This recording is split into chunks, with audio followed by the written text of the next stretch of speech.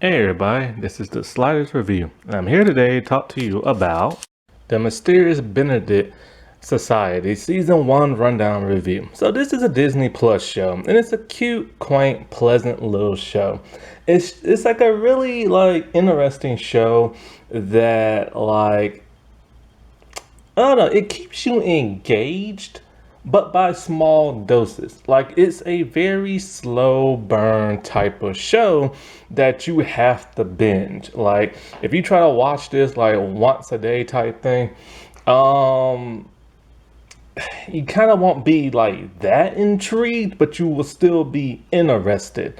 And that what kind of got me like kind of hooked on this show because I was kind of just like interested, you know what I'm saying? I wasn't like, oh my God, oh my God, oh my God, like what's gonna happen next? Like, you know what I'm saying? But like it was enough to just keep me interested enough.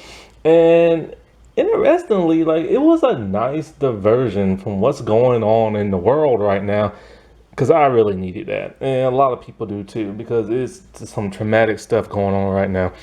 And so, like, I actually found myself watching this show more than like my adult mature shows and everything, because this is like a kids show on Disney Plus. But when you look at it, it has kind of that mature kid type vibe. You can tell it's based off a book because of like the poster and pictures and stuff like that. Like it reminds me of a series of unfortunate events. Because it has that bright color palette, it has that quirkiness to it. It's a young cast. However, I will say, no offense to this show, it's a watered down version of what like a series of unfortunate events can be. Because the series of unfortunate events, it kept you engaged left and right. There was so much clustery stuff thrown at you that there was just so much going on and it just kept you engaged. Whereas this one is just more streamlined. It's like low key. It's a little watered down. It isn't that much quirkiness to it. It's a little quirks here and there, but like not really. And it's kind of like it's an okay show. It's a pleasant show. Like anybody can watch this show. But it's not a perfect show because there are just some things that makes you guess and wonder, kind of like, well, why didn't this happen differently? Or like, that's it, and it's just kind of like, like that's the big like thing, and so it's like one of those type thing. It's not bad in no way, shape, or form. It's just like they could have done a little bit more to give it some more oomph. You know what I'm saying? Some more gusto and everything.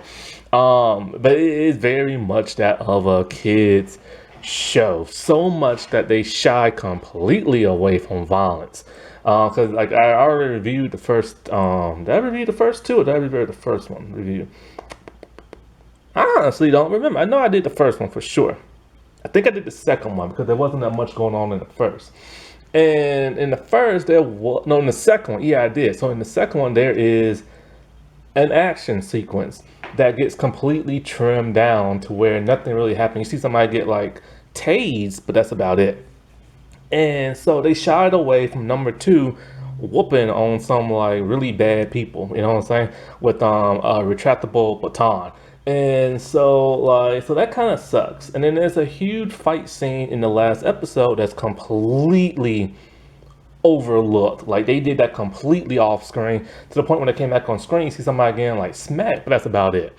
And so I guess they didn't want nothing too violent for kids, but it's kind of like, even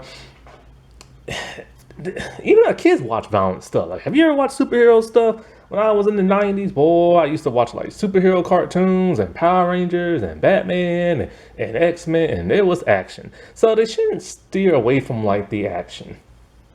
Because kids love action. And of course, if any like older people gonna watch this, they're gonna want to see that action too.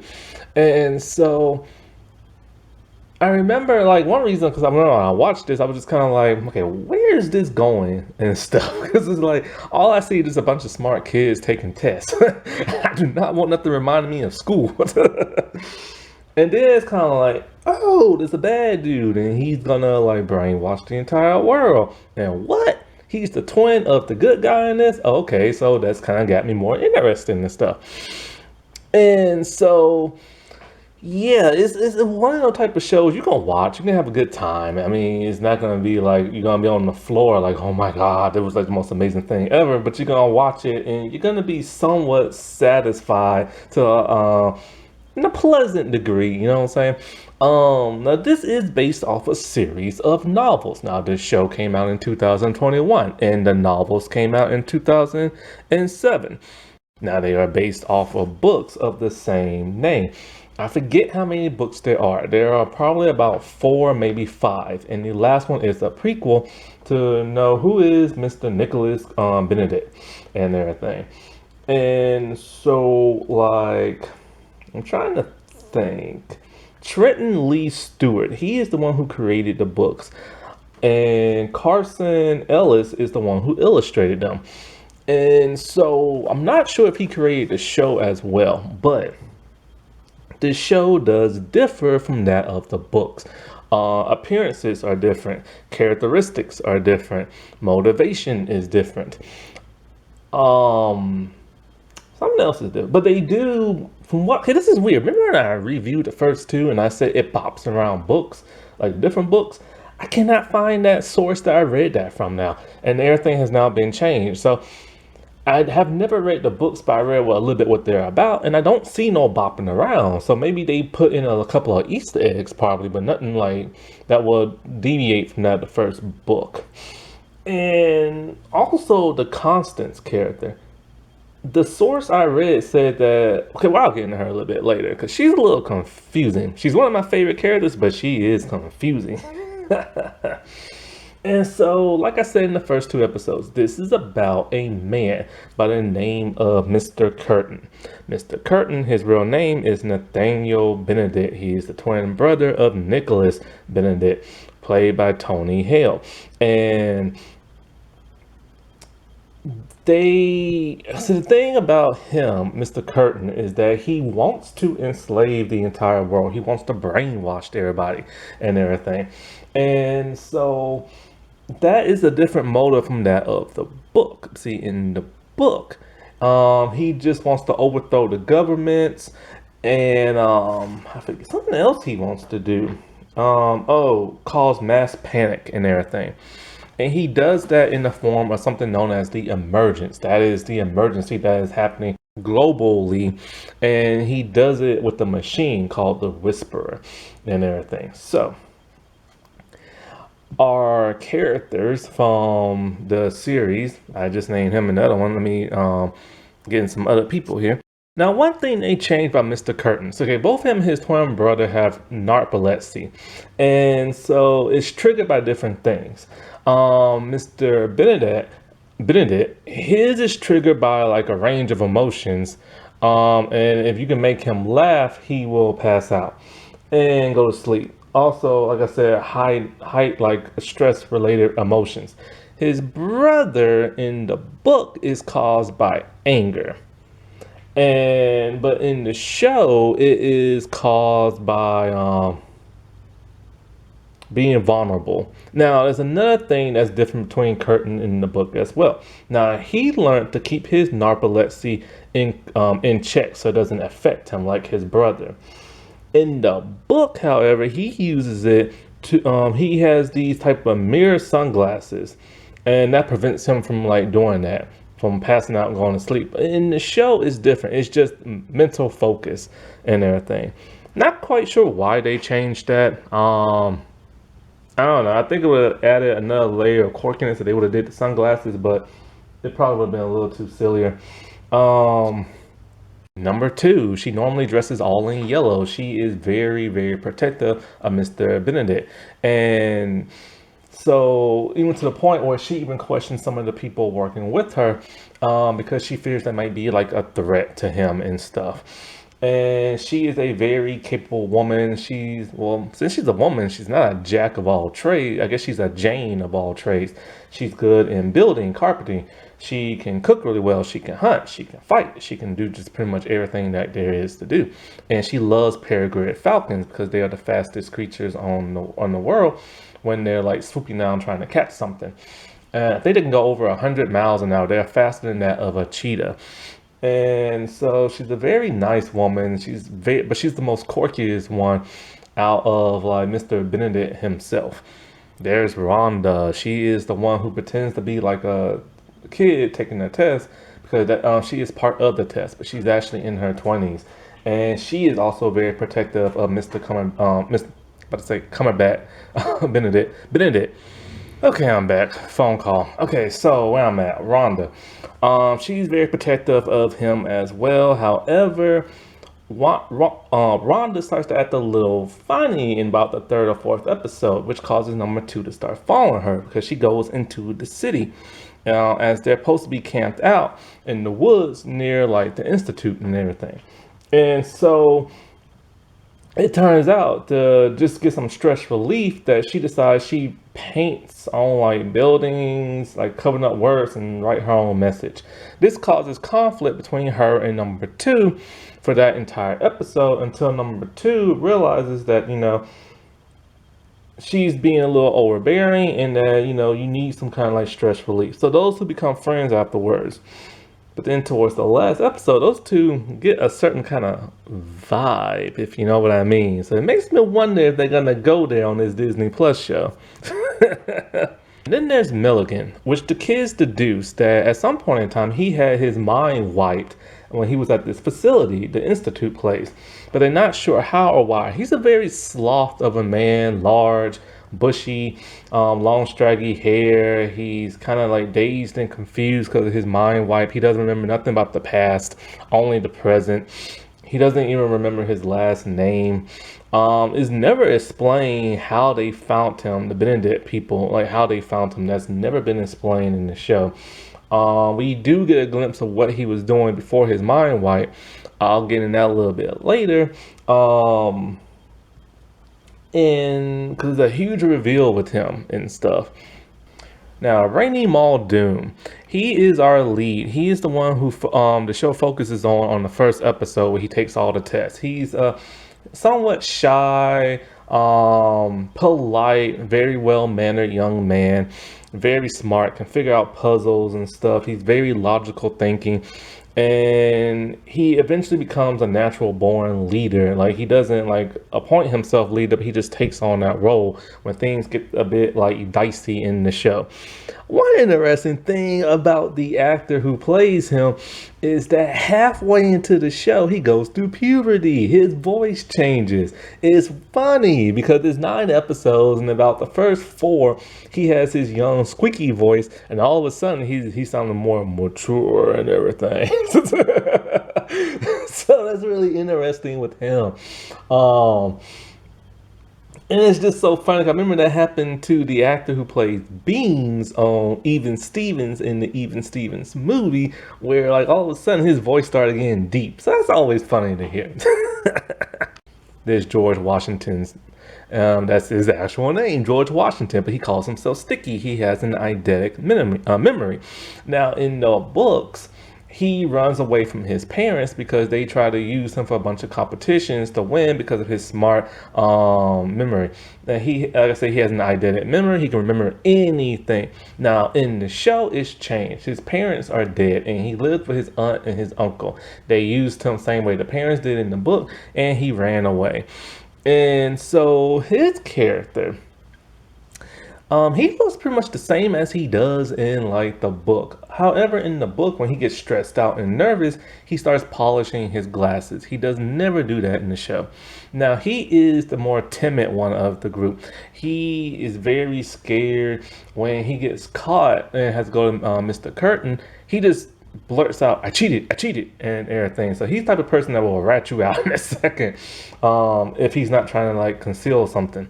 And so like he starts to have conflict with the group because remember I said in the second episode, the messengers are the only one who gets to go to that tower. So him and Rainey, they eventually become like messengers and stuff. And they hook you up to the whisper machine. The thing is just ask you a bunch of questions. You just answer it. you're compliant, but he's too compliant with it. Well, he's starting to get like dazed and confused and brainwashed by it. And he is the one who is causing part of like the emergence, because when the machine is hooked up to you and it reads your thoughts, it projects what you're saying out to like the world and stuff like that. It's weird and doesn't really explain it that well. Kate Weatherall. So she is the most quirkiest one of the whole group. She optimistic. She's very like a go-getter type person. She's very athletic, and she constantly carries around a red bucket with tons of tools. She will not part ways with that thing, and if she does, she will literally have a meltdown and everything. And so like, she is the one that when she gets to the institute, she wants to just scale that tower and just be done with this whole assignment. And you have to have like Rainy, the other one, to like, you can't do that, you will blow our cover, what if you get caught? She is so impulsive, too impulsive, that when Constance discovers a hidden chamber in like the woods, she goes there by herself to investigate, only to almost get caught, to where she has to escape through like the ventilation system. And it's so dire that when the guards are looking for her, they are very thorough. So she has to like literally like climb down a cliff and hold on to dear life, to the point where she's almost slipping and she is almost constantly falling, and to the point where she actually does fall because she dropped her bucket. And so she has no way to like get help. Her foot slips, she falls. As she's about to plummet to her death, she is caught by Milligan, who is snuck away onto the island to investigate the underwater facility that they have there. And so like, she is mostly paired with that of Constance. However, her and Sticky have some scenes too, where it seems like they might like each other a little bit. But for the most part, she constantly hangs out with Constance. Whenever they sneak into the boys' dorm, she's the first one to fall from the vent. And then after her bucket falls down, she catches Constance in a very cute, cuddly kind of way. Which is funny because Constance is not cute or cuddly. Well, she's cute, but she's not cuddly. Which brings us to the last person of the group, the most stubborn one of them all, Constance. Constance Contrary. And so her appearance has changed from the book. In the book, she just has like roughly short hair and she's 3 years old. In the show, she's probably about 5. And her hair is in pigtail loops. And so she is very blunt, very rude. She does not like being around people whatsoever, and she wants Kate's bucket. And so just to like mess with her. And so like, she's the type of person, in the books it says she's really good at figuring out patterns and puzzles, and part of her like what is it, she can like write like dirty poems and stuff like that, which she doesn't do in the show. But when learning Morse code, she does say something really nasty that they won't show on there. And so she's just like a hilarious type character who's like this cute little person, but she is not cuddly whatsoever. She is just the rudest person ever. And so like, she is the one who discovers like the hidden underground thing because she recognizes the pattern. Now, originally I said that she had telepathy powers, mind control powers. This is still up in the air. In the book, she does not have them. Her ability is mistaken for it. She's able to decipher patterns and puzzles very easily, and she can even predict future events because of a pattern of events. So like, if somebody does something a certain way, she can predict like how they do it, and they mistake that for mind control telepathy. In the show, it is up in the air, like very much up in the air, where it's very confusing if she has powers or not. I'll get into that a little bit later. Now, Constance constantly wears the color pink. Now, there is another character who is in the Institute. She's very snooty. She's very rude. She's the bratty person. She's obsessed with tetherball. She thinks she's like the best person there. She's very entitled. Her name is Martina Crowe. And she goes to the Institute. The Institute is well, in the book, it is the Learning Institute of Very Enlightenment. In the show, they changed Very to Virtus for some bizarre reason. And so she befriends Kate after like dissing her after a while. And only because Kate's very good at tetherball, so they become like friends and stuff. Now, Jillinson and Jackson, they are two like guides that work at the institute, and they are very loyal to Mr. like Curtin. However, in the books, it says that they are very mean and rude, but in the show, they're not so much mean and rude. They're very nice and understanding until you break the rules, and then they telling you and stuff. But they have a weird, quirky sense of humor to them in the show that's not present in the books. Is Mr. Hoshiro. He is like a teacher there at the school. Now they have another teacher in the book named something different, and he's very rude. Now SQ Curtin, he is the adoptive son of that Mr. Curtin. In the books, he's clumsy, dumb-witted, and all this other stuff.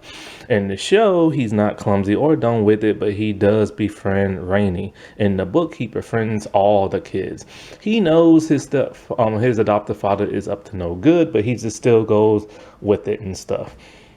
Now, Dr. Garrison, she is the scientist behind the Whisper machine. And she's pretty evil like everybody else in the show, but then she has a conscience to a certain degree. Now, in the third episode, there's a huge problem that the kids have to face. If your grades slip, you get kicked off the institute and back on the ferry going back home. And so every day they post people's names who are high achievers in certain colors. Rainy and Sticky are very high achievers. Kate and Constance are not. They are getting close to the bottom. And so they have to up their grades. Kate is too busy to where she doesn't study. See, Kate is a smart person. She's just more building engineer smart than she is book smart. So she ends up failing to the part where she gets kicked out. And Constance, she just basically, I think she cheats or manipulates her way through. So that's why I started thinking she has like powers that can like persuade people. Now, in this thing, I told you Constance is constantly hearing somebody's voice. And it gives her lots of pain. And so none of the other kids can like hear it. So as Kate is about to get kicked out, the kids think she's like left on the ferry, but it turns out she didn't. See, when Martina saw that how good she is at tetherball, she persuaded Mr. Curtin to keep Kate so that she can play on the team and stuff. And so now that Rainy and Sticky are messengers, they constantly go to the Whisper machine, and it feeds them a bunch of information to the point where Sticky is so compliant that he loves it and he doesn't want to get rid of it. That causes conflict between him and the other kids. Now, once the kids find out that Mr. Curtin is the twin brother of Mr. Benedict, they start to wonder about Mr. Benedict. Is he telling the truth? Who is the real bad guy here? They know Benedict lied about that school he was supposed to create just to get them recruited and stuff. And so the only way they can communicate with him is through that Morse code, a flashlight. Now, I'm not sure what year this is set in, but the flashlights are metal, and that's only back in the olden 1900 days. And so I know in like 1960 they had metal flashlights as well. The way they dress might indicate they're that of 1930s or something like that. No year is really ever given. And so at some point in time, like Jillian and Jackson, they find out there's some flickering of light, so they can no longer communicate with him Morse code wise. He gets so upset that he's just gonna blow the entire operation and rescue the kids. But then Mrs. Paramal shows up. She is the tutor of Rainy, and they have a very close bond and everything. We get instances when we hear Rainy speak in his head as though he's writing a letter to her. But we never see him write. But then she does send packages to the fake institute of Mr. Benedict, and it gets sent back to where she investigates and finds out where he is like located. She is upset and she does not believe him about the emergence until her mother is watching TV and is brainwashed. And they get brainwashed because Sticky is the one who did it by not knowing that he did it when he was on the whisper machine. He wanted everybody to go to the store and buy a blue beret hat.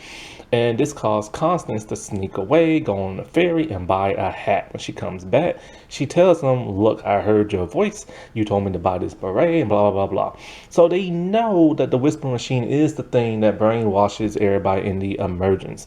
And it was just a test run with the whole beret thing. And so now they have to figure out a way to destroy this machine. This is the point where Kate ends up like getting caught, and when she sneaks into that place, she's gone for like the entire night, and the kids don't know where she's at. At some point in time, Mr. Curtin is suspicious of that of Rainey and Sticky. Their stories don't necessarily match up about how they met and how they know each other. And then when things start to go weird, like people breaking into certain facilities, he starts to suspect Rainey. Now, he does keep a journal with him, and the kids find a very clever way to be able to read the journal by distracting him and using like a giant mirror on a rope.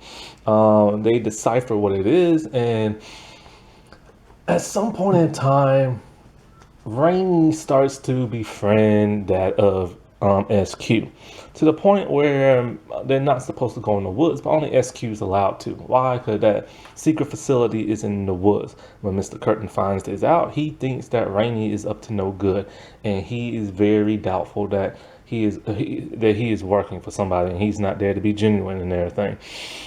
So we start to see that temperament in Mr. Curtin. He is starting to become a very mean, scary man. And so at some point in time, Mr. Benedict and everything, they decide they're going to message the kids through that of a Peregrine Falcon. Number 2 came up with that. Wanda thinks it's dumb because it's used a dove, like how they used to do back in the day. So she uses the Peregrine Falcon. It doesn't necessarily do that because they hunt. But then it decides it is going to do that when it takes the letter of Miss Paramall and sends it to Rainey. Now, it drops the letter near SQ. The kids go and look for it, and of course, it's Rainey. He reads the letter. He's about to rat him out, but then he's convinced not to do it. So, at some point in time, I think, yeah, Kate, they're still looking to see who snuck into the place. And as they're like searching and everything, like I said, they're very thorough. And then the thing is, she made a duplicate of Martina's like card key. They assume it's her, so now they are interrogating her and wants to arrest her. She runs into the woods where Kate helps her hide out, only for Martina to be all like, I can figure this out on my own, or who like set me up. So then she finds the little tetherball keychain that she gave to Kate. And then so she tells on Kate. Both of them are being interrogated, but Kate decides she's just gonna like confess because she doesn't want nothing to happen to Martina. Mr. Curtin is not pleased, and he sends her to being mind wiped. And so the other kids are now looking for her, and this is when Sticky comes to like his senses and everything. And so as they're trying to rescue her and everything, they eventually do, I forget how. Now with Benedict's team now on the Institute and Kate is free, which I forgot how, they go in, they try to stop the emergence by destroying the machine. Kate figures she can use chloroform acid because they can get it from the pool. But she has to repel herself up. This is when the guards come. And so she's able to get Constance up there because Rainey and Sticky are already up there. Because Curtin's gonna like exact his plan, right? Now we find out in some flashbacks that Curtin was like a very bossy person, always wanted to control people. That's why he wants to control people now in this show. And Benedict talked about how he went back for his twin brother because, in the orphanage, they only want him and not his twin. He lied. He never went back for his brother. He just couldn't stand his brother. This is what causes the abandonment and the loneliness of his brother to just be evil and everything, right? So anyway, Kate is like Kate is rescued by Milligan, and when she's rescued, he grabs and picks her up and puts on a rope so she can climb up there to the the tower thing. And then when she realizes the way he held her is the same way her father held her. Now, she said her mom died at a young age, and her father used to hold her a certain way, and then when she thought he ran away, she ran away to the circus. It turns out Milligan is her father, and it's a flashback that shows he was a scientist and that he was working for like the institute. And so, like, at some point in time, something happened and he got brain wiped. Now, in the books, it's different. He's a government official and he felt bad about, like, kids being, like, kidnapped and recruited for the institute. And that's when he got mind wiped. And so, there's a huge fight between, like, the guards and Milligan, Kate, and the Tetherball people, because they decided to help her out because Martina wanted to help her out. But it's off screen, sadly. So Rainey decides he's gonna make Curtin go to sleep by telling him a joke. This does not work on Curtin because he's not like his brother. But then they start to make him feel vulnerable, and then he passes out. By this time, Curtin shows up, and him and his brother have like a hash out. But before that happens, the whisper machine, Constance takes it out. Now, when she's in the chair, I assume she used some type of telepathy powers to brain like blast like machine. That's what it looked like. That's literally what it looked like. And then when Curtin wakes up and he's talking to Benedict, he asks him straight up, "If that girl got psychic powers?" And Benedict's all like, I'm not really sure. And so Benedict knew something's up with her. That's how she was able to pass her test, unlike the other kids and stuff, because she didn't pass the same way the kids did to get recruited. Now, it says in the book, or it says in the show, something like that, that what caused the machine to go haywire was her stubbornness. The machine wants you to comply with it. She refused to comply, and that would cause it to, like, blow up and stuff. I have no idea if she has psychic powers or not. So Benedict and Curtin, they have it, they talk it out, and then Curtin makes Benedict fall asleep with a joke, and then he flees. After the emergence is now over, everybody goes back to the Benedict like home. And in the books and in the show, Miss Paramount, she adopts Rainey. Now, there's a scene with Kate and her father, because he takes her back. And this was kind of weird. It's supposed to be a very emotional scene, but I felt like it should have been more. Like, when she found out that that was her dad, there was, like, nothing. There was no, like, oh my God type moment. There was nothing you could feel from it, right? Because she had to go help the other kids and stuff. So that was a bad part on the direction of the showrunners. Now there is a scene towards the end when he's talking, and he's talking off camera, and you just see her, and all of a sudden she squeezes him really tight and hugs him, and then we see him in the picture frame. I would have preferred it they would have showed him talking in his somber kind of way, and then her squeezing and hugging him, because you get more of a feel that way. It's kind of hard to feel from that scene, because it's kind of like I would have liked to see her cry, but she didn't cry and everything. So it was an emotional scene, but not too much. Now Sticky goes back to with his aunt and uncle, because he called them. But then there's Constance, who's gonna take care of her. Where her parents, don't know. But Benedict wants to adopt her. She stops him mid-sentence, like, no thank you. Like, just adopt me, but no speech, no nothing, just get the paperwork. Now in the books, it's different. He just does adopt her and stuff. Now this is what's kind of weird. We see a scene with like Garrison, Curtin, and SQ, and they're on a plane. He has now been defeated, and nobody's going after him for some bizarre reason. And then Garrison shows him something of some blueprints, and he's like, oh my God. And then so this sets up for the next like season. What's on the blueprints? I have no idea. And it's weird that SQ would still follow his dad around knowing that he's evil. And SQ's just like, blah, blah, I've been defeated, blah, blah, blah. He doesn't act maniacal or nothing like that. So you don't really feel much for it. So it's kind of like, what was really the point? And what was the point in wanting to control everybody? Because he just did it because he likes the idea of controlling people, which is not the same way it is in the book.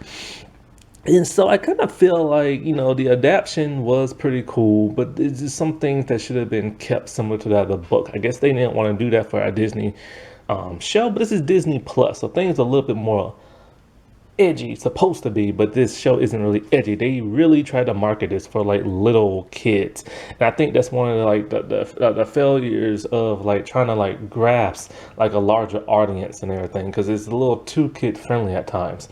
Um, but all in all, like I said, it's a pretty cool show, and people should really check it out. It's just that it needs more oomph and it needs more edge, and certain things need to be explained a bit like better, I think.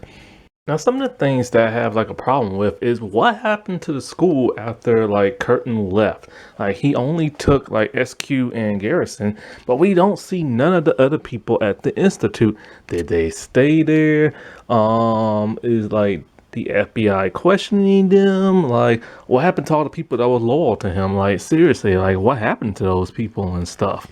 And so that's like not explained whatsoever. Also, what happened to like all of the students? Like seriously, like what happened to them? What happened to their parents? Because remember in the books they were like kidnapped and stuff. And like how come the students never questioned as to why exactly they was there? Now, one of the cool things about this series is I like how everybody has their own individual personality. All of the kids that are orphaned that have to infiltrate the place, each kid has a unique trait and ability that helps them out in the mission. And I really like that because you don't want everybody to have the same personality.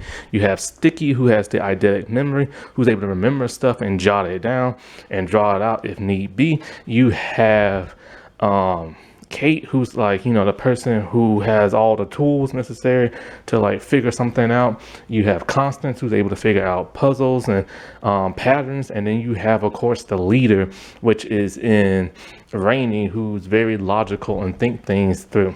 So it's really great that they all have their unique traits, similar to that of the Benedict group of adults. You have number 2. She is very quirky in the way like she builds stuff. She's the thinker. She thinks, she builds stuff. That's really great in her. Alrighty, well, I'll talk to y'all later. Bye.